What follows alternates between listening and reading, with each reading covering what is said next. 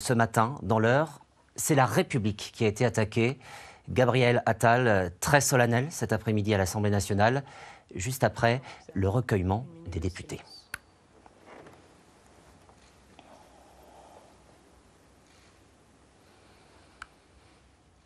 Voilà pour cette minute de silence qui traduit l'émotion de la nation, car ce matin, peu après 11 h, un commando a fait irruption sur l'autoroute A154 au niveau du péage d'Incarville. Dans l'heure, jonction avec la 13, ce commando s'est attaqué à un fourgon de la pénitentiaire. Le bilan est lourd, 2 morts, et les malfaiteurs sont ce soir en fuite. Le récit de Théo Thomas. Des hommes armés au péage d'Incarville sur l'autoroute A154. Il est 11 h ce matin lorsqu'un commando de plusieurs véhicules s'attaque à ce convoi pénitentiaire. Sur ces images, on voit une Peugeot noire foncer sur le fourgon et bloquer l'escorte. Les individus lourdement armés sortent et ouvrent le feu sur les agents pénitentiaires. 2 d'entre eux, originaires de Caen, sont tués. 3 autres sont blessés, dont 2 en urgence absolue. L'homme au cœur de cette attaque, le voici, Mohamed Amra, connu pour des faits de grand banditisme. L'homme était parti du centre pénitentiaire de Val-de-Reuil. Il était en transfert vers le tribunal de Rouen. Au vu de son profil, il était encadré par une escorte renforcée, 2 fourgons de la police pénitentiaire. Un scénario extrêmement violent, le guet-apens semble avoir été finement préparé. Aux abords du péage, les riverains ont encore du mal à y croire. Alors, au début, c'était que du mitraillage. Et puis ça s'est arrêté peut-être 2 minutes. Et ensuite, grosse explosion. Et puis 2 derniers coups d'arme. J'étais là en train de vapoter et j'entends les rafales. J'entends bah. Donc j'ai été obligée de mettre tout en sécurité, s'enfermer dans le site, les dire aux chauffeurs de ne pas rentrer. Sécurité maximale. Enfin, on ne peut pas tolérer ce genre de choses. On n'a pas le droit de se dire que ce soir, des femmes ne vont pas retrouver leur mari et des enfants, leur papa, c'est pas juste. Les protagonistes de l'attaque ont agi à l'aide de 2 ou 3 voitures. L'une d'elles a été retrouvée incendiée. Le parquet de Paris a saisi l'Office central de lutte contre la criminalité organisée, la police judiciaire de Rouen, et une enquête est ouverte notamment pour meurtre et tentative de meurtre en bande organisée. Plusieurs malfaiteurs ce soir donc dans la nature, parmi lesquels Mohamed Amra, connu pour des affaires liées au trafic de stupéfiants. Il était détenu notamment pour tentative de meurtre. Franck Beignet. C'est l'homme le plus recherché du pays. Son nom, Mohamed Amra. Ce détenu âgé de 30 ans, surnommé la Mouche, est associé au grand banditisme et au trafic de stupéfiants. Il avait été condamné la semaine dernière à 18 mois de prison par le tribunal d'Évreux pour des faits de vol aggravé dans des commerces. Originaire de Rouen, il est également mis en examen pour tentative d'homicide à Saint-Étienne-du-Rouvray en 2021, ainsi que pour enlèvement ayant entraîné la mort à Marseille. Incarcéré à la prison du Val-de-Reuil, il aurait tenté de scier les barreaux de sa cellule il y a 2 jours avant d'être placé à l'isolement. Malgré ses condamnations, Mohamed Amra n'était pas considéré comme un détenu particulièrement dangereux qui aurait nécessité une escorte renforcée. Ce mardi matin, il était dans le bureau d'un juge d'instruction de Rouen pour être entendu dans l'affaire de Saint-Étienne-du-Rouvray, et c'est donc à son retour au péage d'Incarville que les 2 fourgons pénitentiaires ont été la cible d'une attaque dont le mode opératoire relève du grand banditisme. Et sur le terrain, c'est donc une chasse à l'homme qui a maintenant débuté. Des dizaines de gendarmes déployés, je vous le disais dans les titres, le GIGN, un hélicoptère et des habitants dans le secteur de Louviers, un peu perturbés par le dispositif et les faits en tant que tels, évidemment. Emmanuel Partouche avec Quentin Bral. 200 gendarmes et une vingtaine de membres du GIGN mobilisés pour quadriller la zone aux alentours du péage d'Incarville. Les recherches de l'évadé demandent des moyens importants de la part des forces de l'ordre et créer les mois. Le maire de la petite commune de l'Eure a encore du mal à réaliser. Je ressens quelque chose de profond, c'est que c'est dramatique, on ne peut pas accepter ces choses sur le territoire ou sur tous les territoires, quoi. 2 morts, des blessés très graves, les villes environnantes s'associent à l'hommage national et aux recherches comme à Louviers. C'est inimaginable ce qui s'est passé ce matin. Le péage d'Incarville, en effet, c'est celui par lequel on sort de l'A13 pour aller vers Louviers. On a une police mutualisée entre Louviers et Incarville. Évidemment, nous, on met à disposition tout ce qu'on peut avoir si on est sollicité par les forces de police nationale, par l'État. L'urgence absolue, c'est d'arrêter ces personnes en fuite qui sont extrêmement dangereuses. Il faut garder son calme, il ne faut pas céder à une quelconque panique. En centre-ville, l'attaque est sur toutes les lèvres. Dans cette brasserie, par exemple, les clients ont vécu ce moment ensemble devant la télévision. Ils étaient choqués, assez choqués. On se dit toujours ça peut arriver ailleurs, mais pas par chez nous. C'est pas rassurant, mais bon, je trouve que bon, qui s'évade, mais pourquoi tuer? C'est ça que j'admets pas. Pourquoi tuer? À 2 pas de là, c'est surtout l'organisation du crime qui reste en tête. On parle de grand banditisme, hein, des hommes lourdement armés, vêtus entièrement de noir, enfin qui peuvent pas être ou difficilement identifiés. Donc forcément, c'est assez choquant. Oui. L'évadé et ses acolytes sont toujours en fuite. Des opérations policières se poursuivent. Laurent Marville, vous êtes en direct du centre pénitentiaire de Caen et Quentin vient de le dire, hein, la traque continue ce soir. Bien sûr, vous avez des informations ? Oui, bonsoir Frédéric, bonsoir à tous. Effectivement, devant le centre pénitentiaire où s'est rendu tout à l'heure Éric Dupond-Moretti, le garde des Sceaux, des lieux qu'il a quittés à 19h35. Vous l'avez dit, c'est la JUNALCO, la juridiction nationale de lutte contre la criminalité organisée, qui s'est saisie de l'enquête sur l'attaque. Les magistrats du parquet de Paris sont d'ailleurs sur place à Incarville. Et l'info ce soir, c'est que le plan épervier a été levé, ce qui signifie qu'on passe dans une phase d'enquête judiciaire un peu plus classique, ce qui ne veut pas dire bien sûr que les fuyards, les attaquants du fourgon ce matin, ainsi que le détenu évadé, Mohamed Amra, ont été repris. Ça signifie que ce sont les investigations, les recherches qui vont éventuellement provoquer des opérations policières supplémentaires. Les forces de l'ordre restent évidemment très vigilantes dans cette affaire. Les opérations autour de cette traque, vous le disiez, se poursuivent. 8 heures après l'attaque du fourgon au péage d'Incarville, les recherches continuent donc. Et on le sait, les personnels de la pénitentiaire sont très choqués, très remontés, très en colère aussi. Ils appellent demain les syndicats de la pénitentiaire à une journée prison morte. Merci beaucoup Laurent pour ces dernières précisions. On va aller voir justement à présent un représentant de la pénitentiaire, Dominique Gombert, en direct avec nous maintenant du syndicat FO Justice. Merci d'être avec nous ce soir. Beaucoup d'émotions, on le disait. Vous les connaissiez, vous, ces deux agents ? Personnellement, non. Mais de par ma fonction au sein de FO Justice, je m'occupe des missions extérieures et je suis en contact avec eux et je vous confirme que tous sont très touchés, effondrés par les images qu'ils ont vues et l'attaque de cette journée. Ce n'était pas arrivé dans la pénitentiaire depuis 1992, une telle attaque. Ça renforce ce choc, j'imagine. Oui, alors, ces missions à l'extérieur, on sait qu'elles sont toujours risquées, hein, puisqu'on quitte les murs de la prison qui protègent les personnels. Hein. Là, c'est vraiment des missions où, justement, on est amené à aller à l'extérieur. On connaît les risques, mais quand on voit les images, c'est purement de l'exécution. Je pense que c'est ce qui fait le plus de mal, de voir les collègues, comment ils ont été exécutés et attendus à ce péage-là. Il y a du choc, de l'émotion, on l'entend. Est-ce qu'il y a aussi de la colère ? Est-ce que vous dénoncez le manque de moyens pour la pénitentiaire ce soir ? Oui, alors de la colère, elle est là, bien sûr. Il faut justement faire attention à ça. Demain, il y aura, comme vous l'avez dit, un mouvement d'ampleur nationale pour dénoncer un peu tout ce que l'on vit actuellement. Hein. Vous demandez quoi au Premier ministre, au garde des Sceaux ? Tout le monde s'est exprimé aujourd'hui faisant part de son émotion, mais est-ce que vous avez un message à leur passer ? Oui, ben, la pénitentiaire, il ne faut pas l'oublier. Voilà.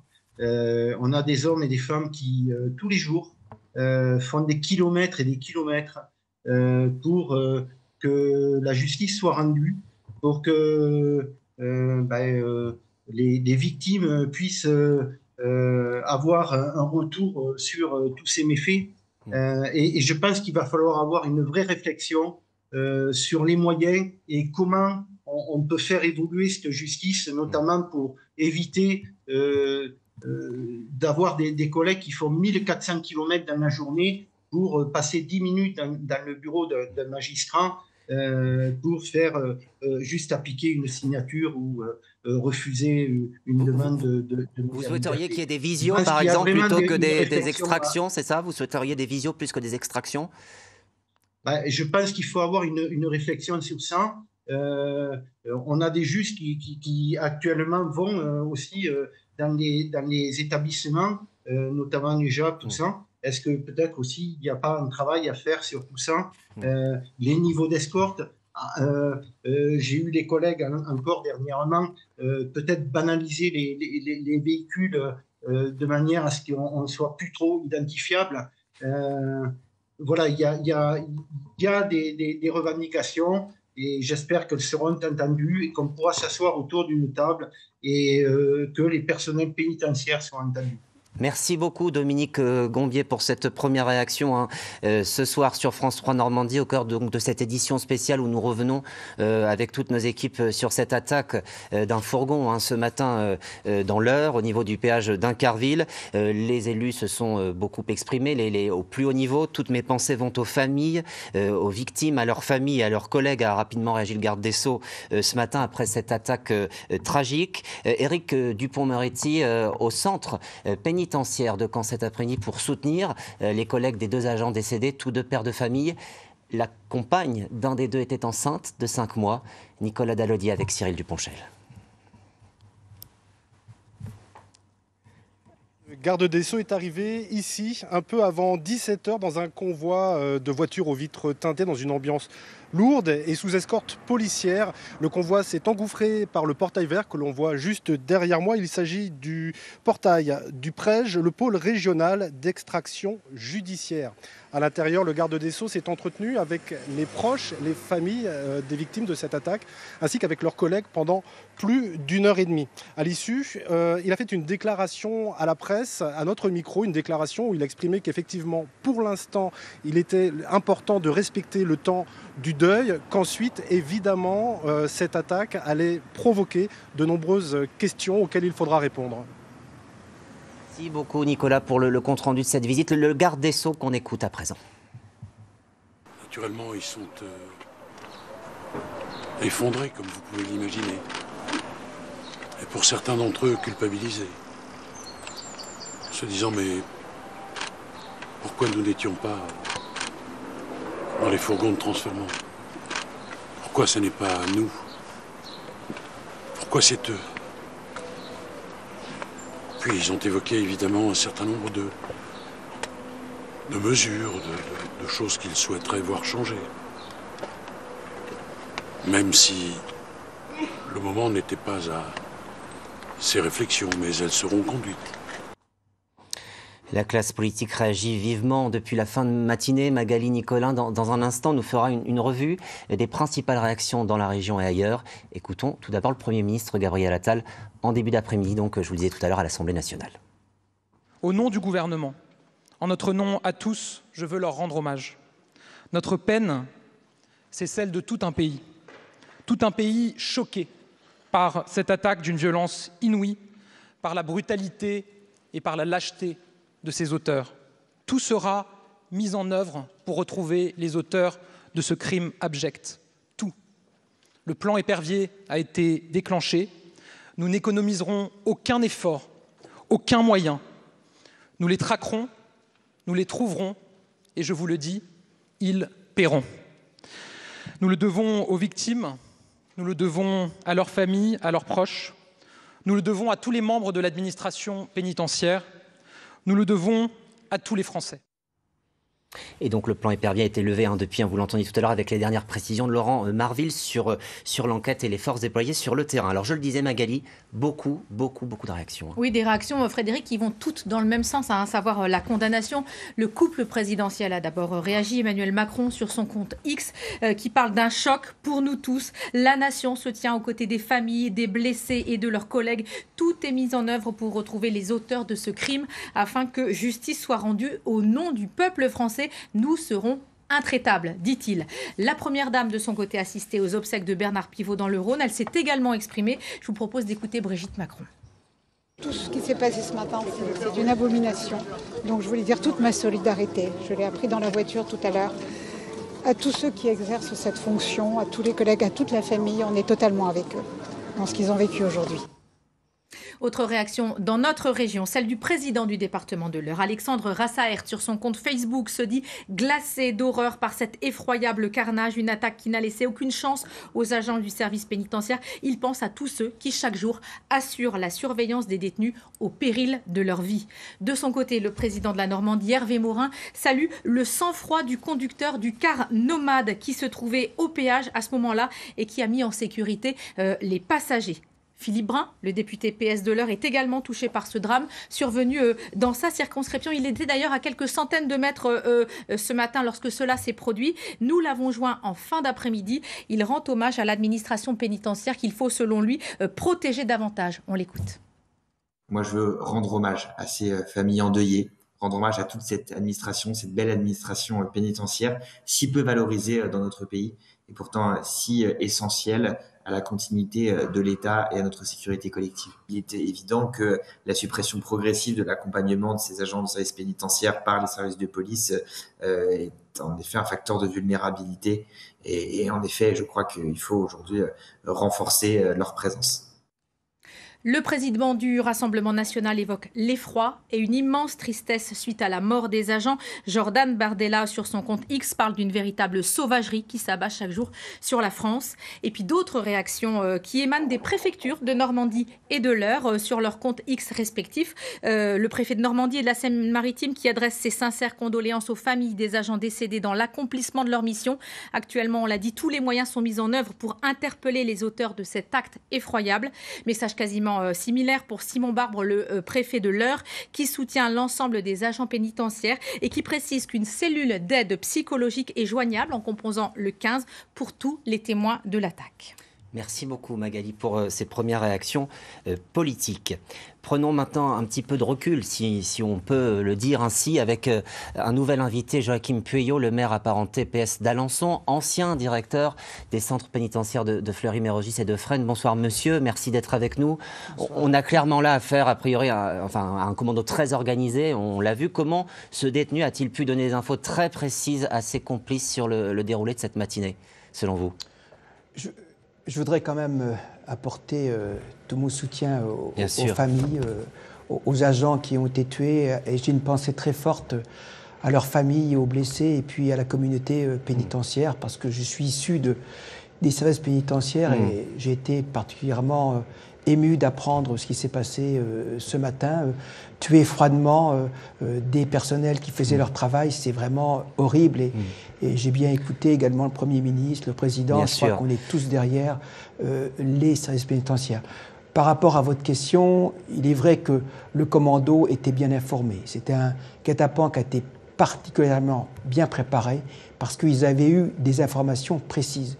Et l'enquête déterminera comment ils ont pu avoir ces informations précises. Est-ce que c'est le détenu lui-même qui a eu des moyens de communication, je pense notamment au téléphone, qui a pu donner ces informations? Est-ce qu'il y a eu effectivement d'autres complices? Ça, c'est des sujets qui sont importants parce qu'effectivement, la manière dont le commando s'est présenté au péage, ça voulait dire une logistique très forte, mais également une organisation très pointue. Oui, ça peut être des complicités en interne aussi, donc. On ne sait pas, si vous voulez. Je crois que l'enquête va le déterminer, mais c'est vrai qu'ils ont été informés.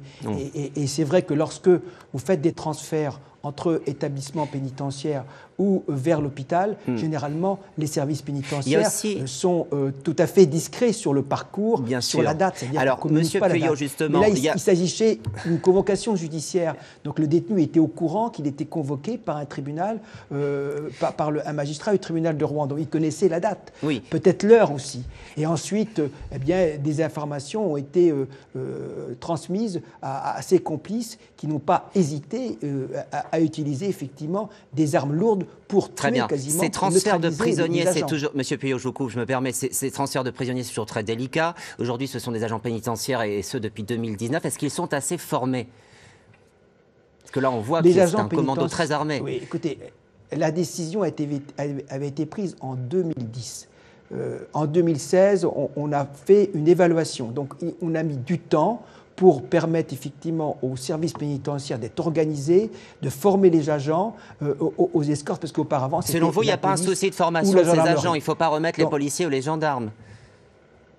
Je crois que les agents sont formés. Maintenant, il y a une question de moyens et également des questions qui doivent se poser. Par exemple, l'armement des personnels pénitentiaires qui existe actuellement, est-ce qu'il est suffisant? C'est des questions qu'on se pose quand vous voyez des commandos armés de fusils d'assaut ou de fusils à pompe. Et puis, la deuxième question, c'est effectivement le fait qu'il y ait des informations qui ont circulé et qui ont permis effectivement aux commandos d'être organisés d'une manière très pointilleuse. Donc, c'est des questions qu'on doit se poser. Aujourd'hui, effectivement, nous sommes d'une grande tristesse. C'est un drame pour les personnels pénitentiaires. Mais dans le deuxième temps, je crois qu'il faudra réfléchir sur les transferts.